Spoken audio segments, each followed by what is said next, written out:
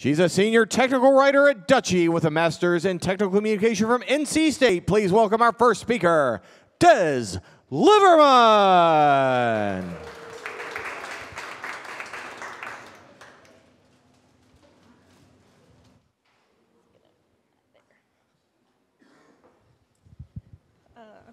Hi, I'm Des, and the first thing that people learn about me is that I have a bunch of cats. So I'm gonna pay the cat tax for you. This is my cat Gimlet. There are 6 more. Other than being a crazy cat person, I am the senior technical writer at a software company called Dutchie. If you know anything about the song Pass the Dutchie, you know what my company does. A lot of people aren't quite sure what a technical writer actually does. We wear a lot of different hats, but my main job is to write product documentation. So I explain how software works, and I write user instructions. Accessibility in software is super important because most people use some sort of software every single day. But when I talk about accessibility, I'm mostly focusing on web accessibility. And so I look at things like color contrast and navigability, but also things like images and videos, content structure, and language, and I try to make them as accessible as possible. So how does web accessibility help people without disabilities? It's the same way that accessible physical spaces help everyone. So we all know that ramps are there to help people that cannot navigate steps, but I'm sure we've all used a ramp before. I know after a long run, I do not want to even look at stairs, and so I use a ramp whenever they're available.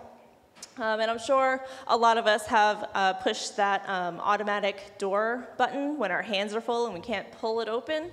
And so these are examples of physical spaces where accessibility helps people that don't have disabilities. So what does this have to do with software? The same ideas can be applied. So a few years ago, I hurt my wrist, and I couldn't use a mouse without having a significant amount of pain.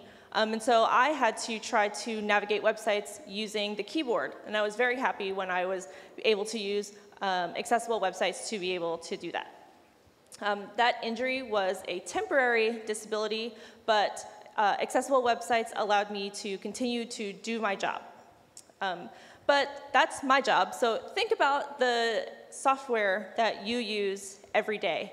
So like me, I use Facebook and Twitter and Instagram every day, but do we think about how those sites are accessible, or even if they're accessible? And the answer is probably not unless we need to, right? So I'm gonna give you 2 kind of silly but meaningful examples of how accessibility on those sites will help people without disabilities. So I already told you that I like cats a whole lot.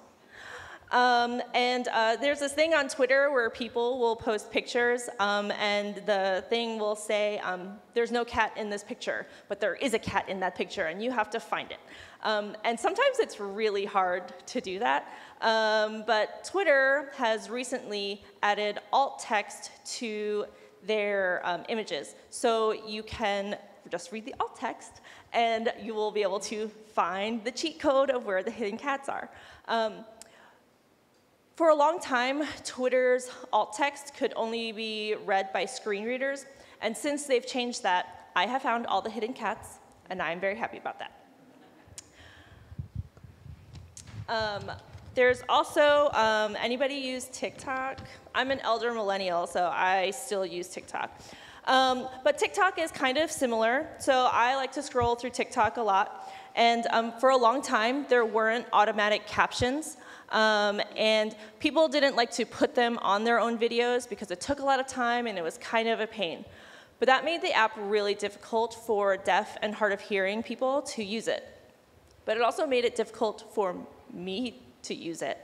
There are times when I'm in a very noisy environment and I can't hear the audio, or I'm in a very quiet environment and I don't have headphones, and nobody wants to hear those 6 videos in a row of like tips to how to clean your garbage disposal. And so my hearing is fine, but having captions automatically on those videos allows me to still consume that content that I would have scrolled past if there were no captions there. So those are the things that I do in my daily life. But in my job as a writer, I also have to think about those people with invisible disabilities. So I think of documentation the same way I think about recipes. I just want the information that I need to know, and that's it. And so we've all tried to look up a recipe online and had to scroll through a whole bunch of pictures and a whole bunch of text just to find out if we even have the ingredients in our pantry. And so, does learning about the history of that recipe and how you came up with it make it more interesting? It could, but if I get distracted before I get to the recipe and I forget about it, I'm never going to make it. And how does that help anybody? Everyone says that nobody reads documentation, and that is not true. I know it. People read the documentation, but we all know someone that just prefers to throw the documentation away and be like, I'm going to figure it out myself because I'm super smart. But if somebody does want to read instructions that I have written, I don't want them to have to scroll and struggle to find the information that they're looking for. Because if they do that and then they lose interest, they will stop, throw it all away instead, and then not use the product that I'm writing for. And that doesn't help anybody. So in my job, shorter topics help people with that struggle with attention, but also people that have trouble processing large blocks of text. But shorter topics also help people like me who just want to get to the point, and I just want to know how to set up my account, and I don't need any extra information than that.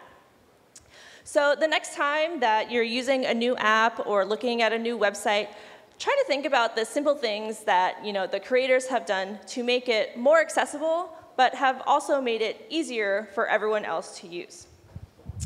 And finally, I want to just leave you with 3 reminders. Not all disabilities are visible, and that's very important to remember. You can move into the disabled space at any time. And most importantly, if you make the world more accessible, you make it better for everyone.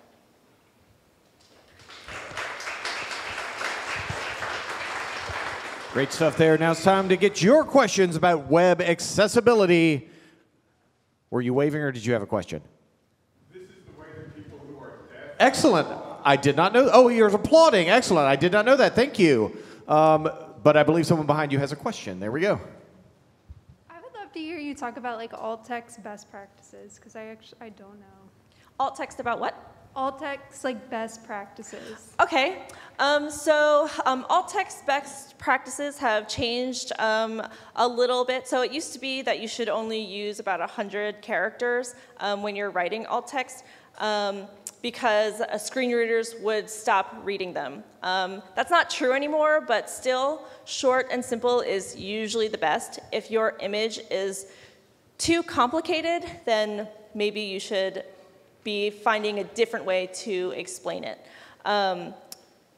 So short, and there are things for technical writers. So you don't say this is an image of blah, blah, blah, blah, blah, or things like that. You don't want to just say any text that is in the image itself unless it's very important. But usually it's just short and sweet, describe what that is. So for the picture of my cat, I would have done cute orange cat in a round basket kind of thing. Great Question. All right, we've got, lots of hands going up. I'll just kind of work my way front to back here. All right, next question coming up right here. I was wondering, what percentage of websites that are out there would you say are accessible websites? And the second part of that question is, as far as there being intentional, as when companies are making websites now, what percentage of companies do you think that are out there are intentionally making accessible websites?